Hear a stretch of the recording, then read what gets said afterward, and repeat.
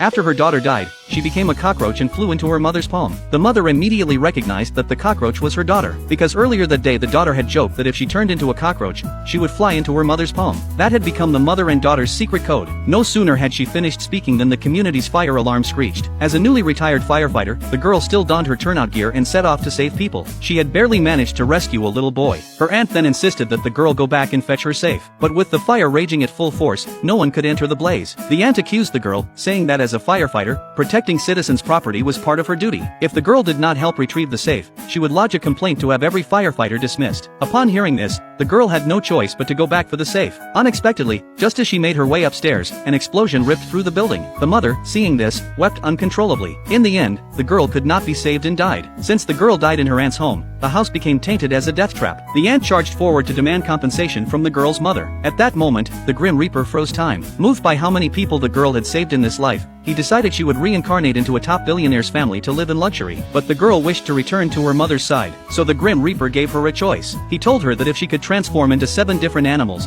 and each time her mother could recognize her, she would be granted new life and return to the mortal realm. The girl agreed to this 7 lives contract with the Grim Reaper. Once the contract took effect, her first life was that of a cockroach. After scaring her aunt's family away, she crawled to her mother and stopped. The mother stared at the cockroach in front of her, dazed. She recalled her daughter joking that if she became a cockroach, she would fly into her mother's hand. Trying it out, she extended both hands. Sure enough, the cockroach flew into her mother's palm. Although the mother could not hear the girl's voice, she recognized the cockroach as her daughter. Then the mother took her daughter home. She even bought a little toy as a new home for her. The girl, however, was already thinking about how to become the next animal in her next life. At that moment, her aunt's son burst into the room. He immediately grabbed some bug spray and sprayed it at the cockroach. Watching the cockroach die, the mother was devastated. The mother did not know that only when the cockroach died could her daughter reincarnate into her second life. She then spent $10,000 to purchase an urn for the cockroach's ashes. Just as she finished burying the cockroach and was about to leave, she saw a turtle on the ground, and that turtle was in fact the girl's second incarnation. Seeing a familiar heart-shaped pattern on the turtle's shell, the mother recalled that her daughter had saved someone from a fire,